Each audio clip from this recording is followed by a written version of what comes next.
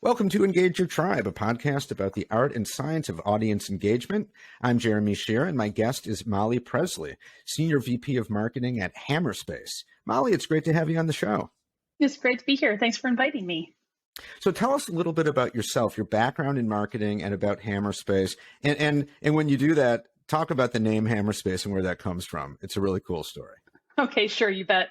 So kind of the fun lead-in, the Hammerspace name came from Japanese anima, which you kind of might wonder for a high-tech company, why would we do that? And it's a really kind of cool idea that if you think about the comics maybe you all grew up with, that it was Bugs Bunny running after somebody or the Roadrunner running after somebody and they caught them and they would pull this massive hammer out of their pocket, and yet their pocket was teeny tiny, quite small. That space in comic strips and anima where you can store these massive big things in a very small space is where it comes from. It's actually called the Hammerspace. If you Google it, it's pretty interesting. Right.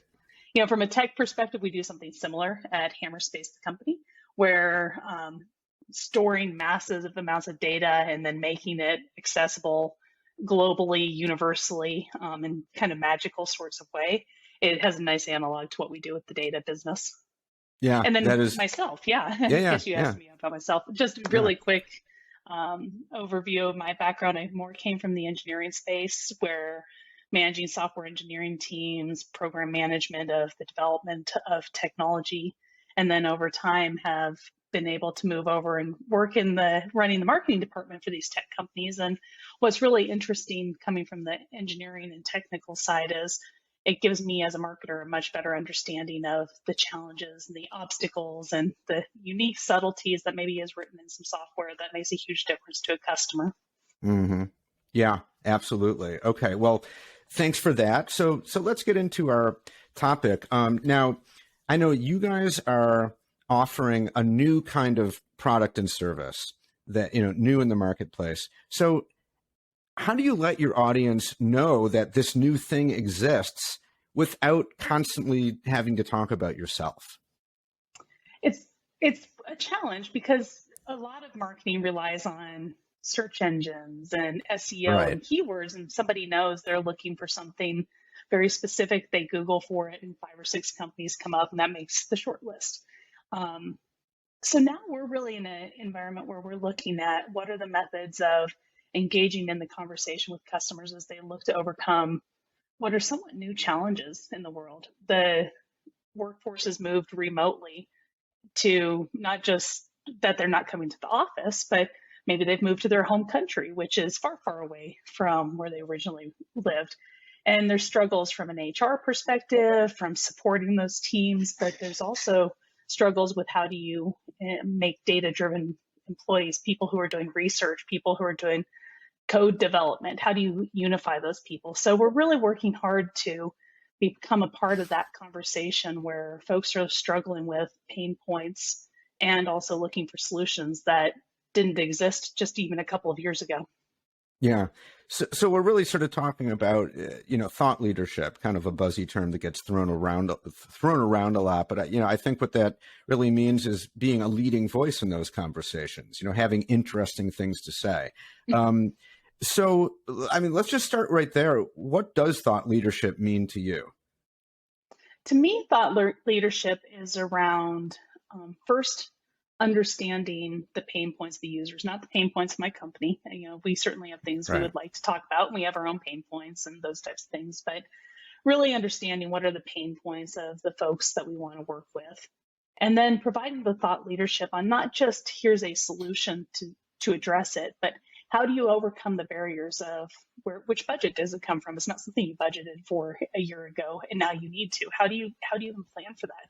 How do you implement it? You probably don't have technical people or staff members who are experts in a new solution that gets around a remote workforce. So where do those human beings come from?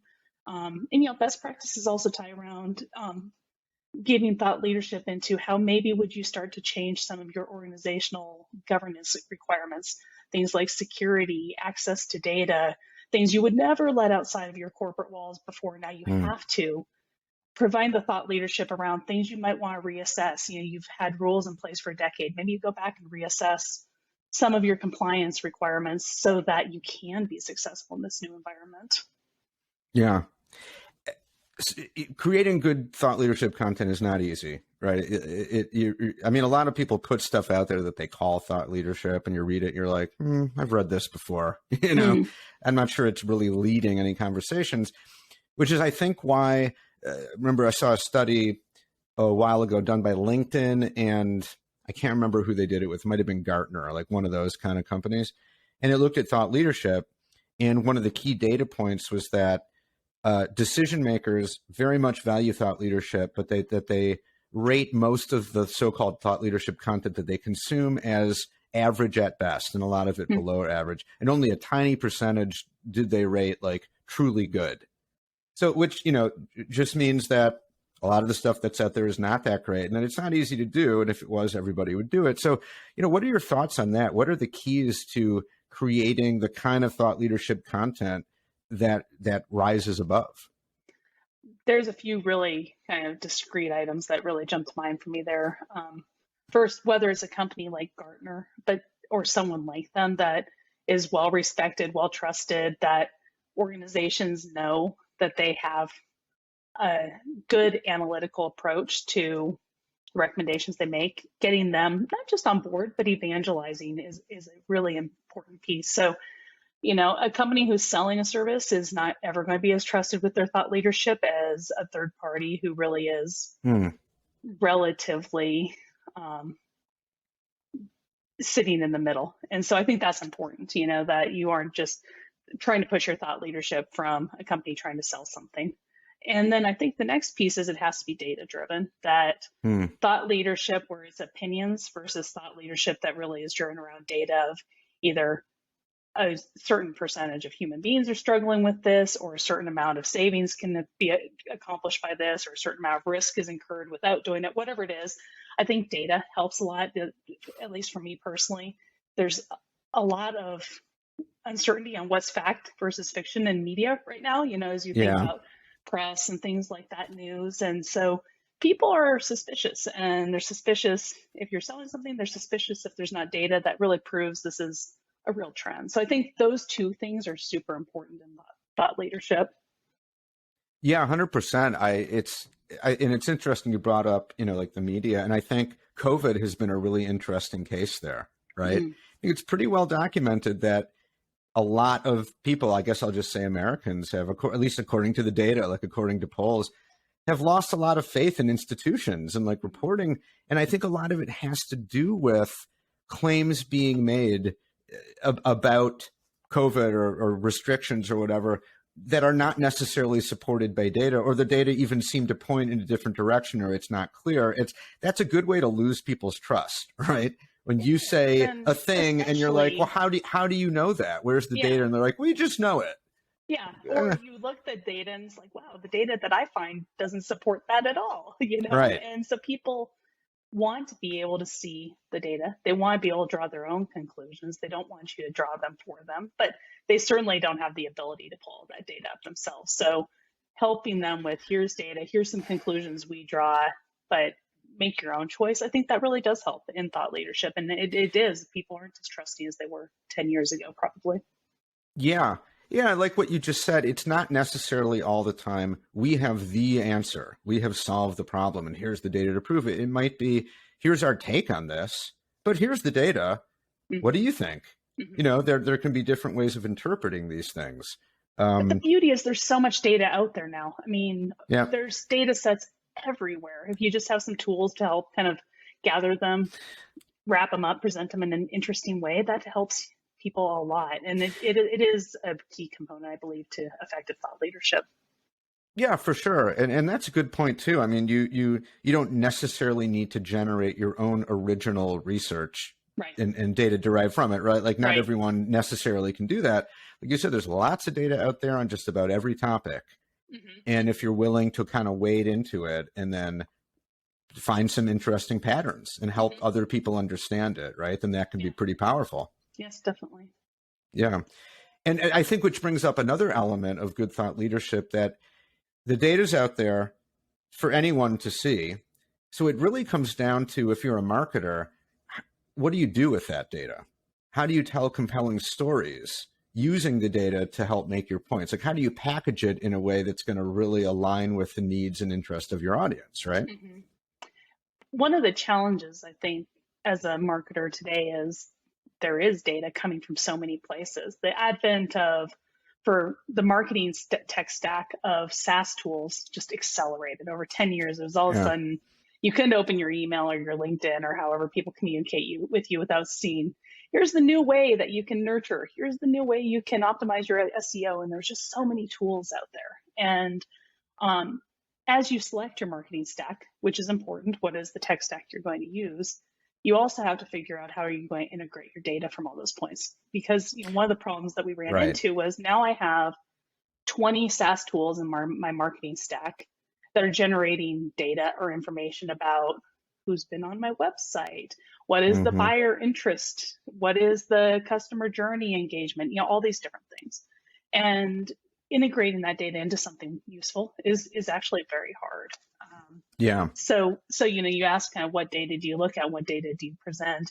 It comes down to probably this proliferation of lots of different tools and applications isn't helpful, and you can go back to it almost kind of coincidentally in lines with what you were talking about at the beginning, that there's a few companies who have access to the majority of data of what's going on in the world, whether you like it or not. It's true. Yeah. Facebook, Right. LinkedIn, Right. Instagram, like they have billions and billions of data points, and a lot of that data is available. And so accessing these massive amounts of data from the people who really have access to it and haven't tweaked it, haven't um, done anything except present what the data is very helpful for informing Yeah. decisions.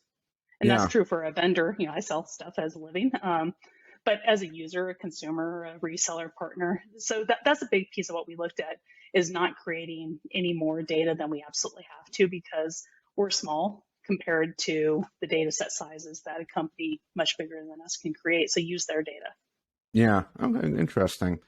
So does that mean, like, what do you think generally, or you can just, say specifically for your team, does it take a special kind of like training or knowledge to be able to look at the data and make sense of it and use it? Or is it kind of common sense? Or is it worth like pursuing certain kinds of training to really know what you're doing as a marketer? I do think as a marketer, you need that. I don't really know how we can do our jobs at scale without access to a data scientist.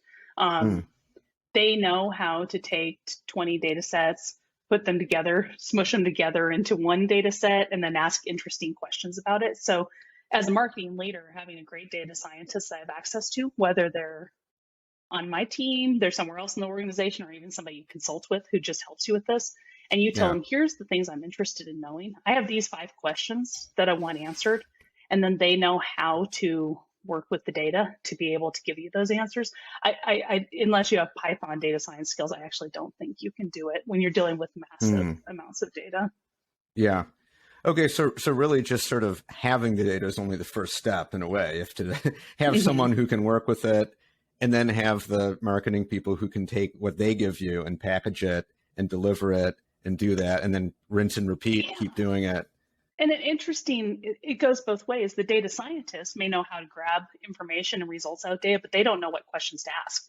If you Yeah, just send right. them off on their own, they'll find interesting insights that maybe aren't relevant at all to your marketing or your content strategy. So it's important you work together, that I know as a marketer what I want to be able to, the ideal questions I would like answered, give that direction and help have them point them in the right direction.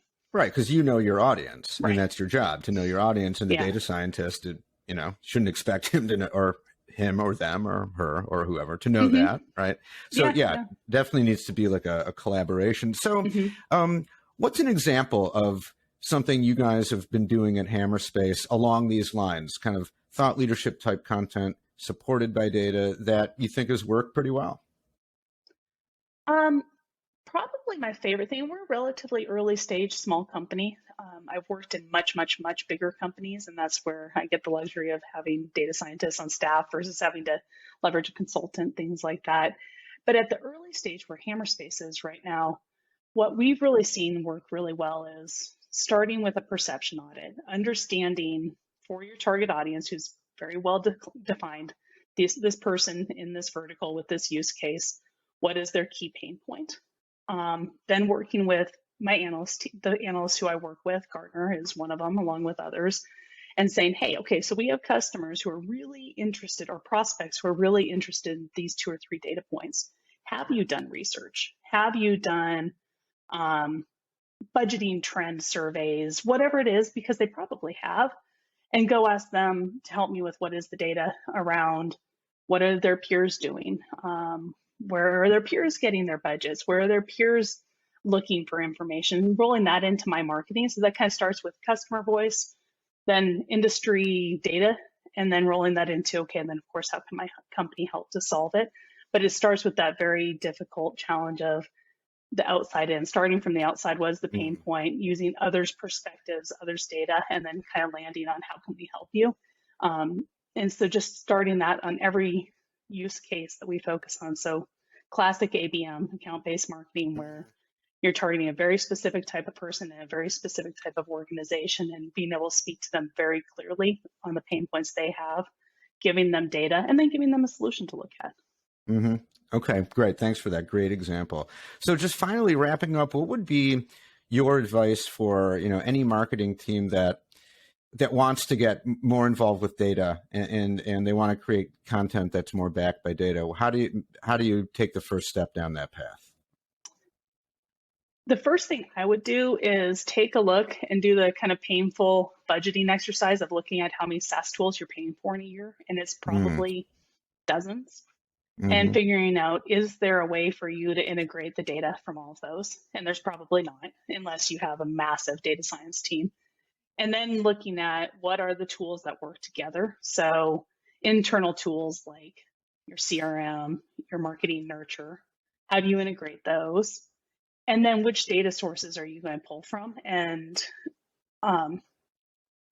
making sure that they're consistent. So if I pull from a survey from Gartner one time and a survey from IDC another time and a survey from LinkedIn another time, you're using different data sets, not to say that they're all right or wrong, but when you start using different data, your conclusions become different. So kind of just align on what are my tools, make sure they're integrated, and which data sets am I going to pull from, and then stick with it. Have kind of the perseverance to stick with it, so that you can show trends over time. Hey, I used this data set this quarter. A quarter from now, the same data set has changed in this way.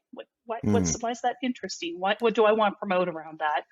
Instead of kind of picking and choosing the data set that tells the story you want, pick and choose a data set you're going to stick with for a while so you can tell a really true story.